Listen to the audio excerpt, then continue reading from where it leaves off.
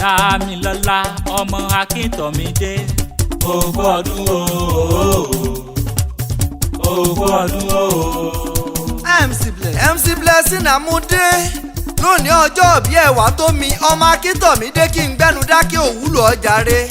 Àlàájà tó yá ilé mi fẹ́ mọ̀ kí olóríire arẹwà obìnrin abẹ́yín funfun bí ike adáralẹ́wà bí Ọ̀ṣun tiwa tẹwà lólúwa ọba fi dá lọ́rẹ.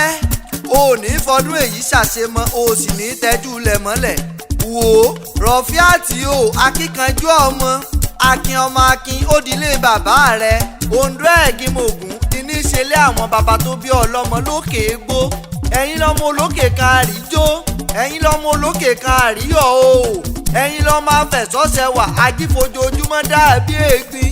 Kò séèyàn tó burẹ́wà lókè égbó rí o ewúrẹ́ ilé yín bá burẹ́wà ẹ̀bọ̀n bàbá yín mú ṣe àgùntàn bọ̀lọ̀jọ̀ lọ́ bá burẹ́wà lókè égbó ẹ̀bọ̀n bàbá yín mú ṣe odidi èèyàn bá wá burẹ́wà lókè égbó ńkọ́ níṣẹ́ ni bàbá tó bí yín lọ́mọ á fi sílẹ̀ kó bógun lọ ogun ọ̀jàjàjà kókó yín lókè égbó rí torẹ́yìn gan-an lọ́mọ ajagun ṣẹ́gun nílé bàbá tó bí ọlọ́mọ ìrèmọ̀gún ọmọ àyóyọ̀ Rọ̀fíàtì o ìrẹsì òbí gan ní ìṣẹ̀lẹ̀ ìyá rẹ̀ orí ajẹ́ kó o gbókọ́ ọ̀tọ́kọ̀ ọ̀pẹ́ láyé kó o tún lè ṣe tẹ̀mí àṣeyí ṣàmọ́dún MC Blessing ló ń pè ọ́ ṣẹ̀mí.